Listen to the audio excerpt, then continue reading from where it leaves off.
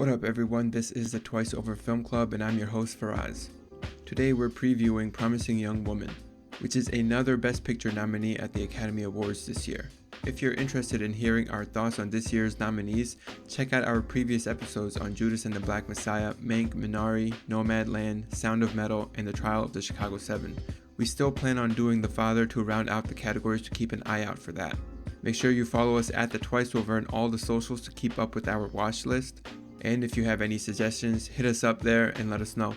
Alright, today is myself with Farhan and Yusuf. This episode does not contain any spoilers. Perfect cadence there. Nice. Fahad, no, not Fahad. Farhan and Yusuf. Not What's up, Fahad. guys? What's going on? Wait, Fahad? What about Fahad? Not Fahad? Oh. Not Fahad. He is the pretty young woman of the group, but sorry, Promising Young. Yeah, I was like, wait, that's not the movie. Close. PYT, PYW, you know. Pretty young thing? Mm-hmm. Yeah, Promising Young Woman. That's the movie we're going to be talking about today. We'll be discussing it without any spoilers for this first section. All right, so why are we doing this movie, guys? We're doing this movie because it's nominated for Best Picture at the Academy Awards, right? That's why we're doing it. We're just trying to fill out the nominations for Best Picture because we're so close. We're so close. We're so close. All This right. is the most like outside nomination, I feel. I mean, it's a little bit outside so far, of the pale, because right? we haven't seen one movie out of the list yet. We haven't seen The Father, right? Yeah. Promising Young Woman and The Father. That's a nice I don't know. That's a nice coupling there. So I'm assuming the subject matter of that movie right now in my head, but I'm probably totally wrong. Yeah, this movie seems like it's a little bit different than, I don't know, what I would expect to be nominated for Best Picture. But it is a Sundance Film Festival movie, actually, from last year, from January of last year. So I guess it kind of, it came through the festival circuit, just like a lot of nominations do.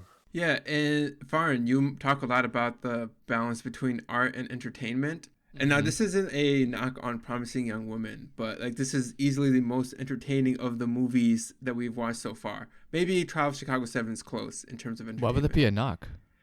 Oh, it's not a knock because I'm not saying that it's not deserving of being a nominee for Best Picture. It's still it is. It's just that you're saying that it's not. It is deserving. It is deserving. I guess what I'm saying is I'm knocking the Best Picture nominations generally that we are expected to see from the Academy Awards. Like they're usually not so entertaining. They're a lot more on the artsy side. Yeah. I did not think this was deserving. So, to knock on the movie, yeah. Well, Okay. but what think for that's us, I deserving. think was getting at too is just the fact that usually saying a movie was entertaining is like a reductive quality. Like Gotcha. that's meant to cheapen it and be like, yeah, it was just something that you would enjoy, but not something that you would seriously, critique and think that it's anything special like that. That's the kind of the general Right. category a lot of people put things in when they say it's entertaining. But I agree with you, Faraz, that's a little bit unfair to a lot of movies, and Farhan just said it too, where he's like, why would something being entertaining be a knock? That doesn't make any sense. And I think I agree with that generally. It's not a knock, yeah, definitely not. I mean, like I'm thinking of other movies that we have seen, such as like Mank and Nomadland. I don't think they're nominated. I can see why they're nominated for Best Picture, but they're not nearly as entertaining. You know what I'm saying? Yeah, and that's a weird thing to say because movies are supposed to be a form of entertainment, right? But yeah, that's the whole thing. It can be, cannot be. Depends on your mood. right, because it can also just be art, right? I can see that. But yeah, I mean, this movie nominated for not just Best Picture, but Best Director, and Carey Mulligan for Best Actress as well. True. So it actually has a lot of nominations. Are we okay? I'm not familiar with the director here at all, Emerald Fennell. She is known mainly for The Crown, the Netflix series. I have not seen that. Have you guys? What did she do for that show? Is she directing that? Very different show from this movie. Like incredibly different. She's just an actress on it. She's Camilla. Okay. Yeah, okay. yeah, she's Camilla. Yeah. Okay, so That makes sense. what So she directed this movie? She directed it And wrote it. Yeah, she wrote yeah. it. By the way, nominated for Best Original or Screenplay as well, so that's a big one. So, yeah, so And she yeah, did it's her everything. first full feature direction too. Yeah, this is. I mean, this is just a woman pretty young in her career, just getting a shot, and she kind of swung for the fences. I think. I mean, she did a lot of things different in this movie, so that's cool to see. I think. I'm just unfamiliar with her past work. That's all. Well, there's not a lot of it. I think that's why, right? Yeah. I am much more familiar with Carey Mulligan though. I remember watching An Education because I think it was like regarded to be a good movie and I didn't care too much for it. Farhan, I'm pretty sure we watched it together. Did we in education? An Education. I'm pretty sure I told you like, hey, I'm gonna go get this from Family Video. We're gonna Maybe we watch did. it. I don't remember. That was her in that movie? Yeah, and then I know her from Oh. what? She's in that movie with Leo. Wow, I can't remember. It's The Great Gatsby, the book, movie, whatever. Gotcha. Yeah. And Yeah, she plays Daisy Buchanan. What else? She's in a lot of. I feel like she's a little. oh, bit she was to in me- Mudbound with Matthew McConaughey, right? That's what Mudbound is. Oh no, that's not Mudbound. That's Mud. Mudbound is a Netflix. Mudbound is a Netflix movie directed by Dee Reese. I remember that one. She's good in that as well. Oh, she's in Drive with Ryan Gosling. That's how I know her. Yeah, from Drive.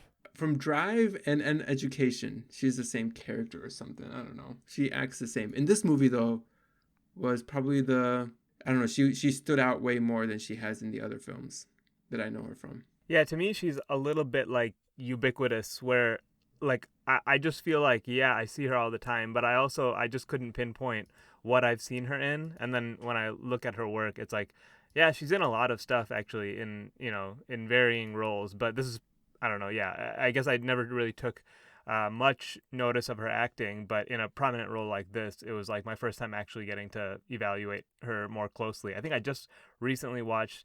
There's this movie called The Dig that just came out on Netflix, and I don't think it's like a particularly highly marketed film or anything, but I just watched that and I totally forgot she was in it already. But she was in that. Great Gatsby, like you said, Inside Llewyn Davis. She's in Public Enemies. She's in a lot of movies really. Like I feel like there's a lot of movies that people would know that she's been in, but you may not know her that well. Yeah, I mean, in general, what I do remember from her, I thought she was always a pretty solid actress, and I think in this film she was pretty good too. I mean, I think a lot of the love for this movie is coming from. So okay, this is a very strongly empowering movie for women. Is That's it though? like pretty much the entire movie. Well, we should actually 100%. honestly, it's worth giving a trigger warning for this movie, right? It has a lot to do with sexual assault. That is a big component of the film, and so there are a lot of uncomfortable scenes to that end. But yeah, Farhan, go ahead. I think I know where you're headed with this, but I might agree with you a little bit here. Well, I just mean to say that this subject matter for this movie, if I was to put this in a genre, it's like feminist cult films or something like that. I don't know. But I mean, that is a huge proponent of this movie. It's very strongly feminist. It's an empowering movie for women to watch. Just kind of topically, I think that is a lot of what gave this movie any notoriety. So if you look at the context in which this movie is being made or was made, I think it's an appropriate time for a movie like this to come out with all the stuff that happened just over the past year that we could think about. Yeah. And cancel, like, this is the perfect movie to come out for cancel culture. Just the absolute perfect one. Farm, one thing I do think you're definitely right about is the context in which that this film is coming out is probably helping it gain some notoriety, which is fine. I mean, a lot of the other movies that are also nominated for Best Picture, we kind of said the same thing, didn't we? We said, for Chicago, The Trial of the Chicago 7, for Judas and the Black Messiah. Mm-hmm. We mentioned the same thing, how it's so timely in terms of our current climate, cultural climate, that it makes sense that why it would be impactful to the overall society's discussion. Therefore, it's worthy of a nomination, perhaps. And that to me is just one of the natural functions of film, right? To reflect what is working their way through people's minds in society in a given time period.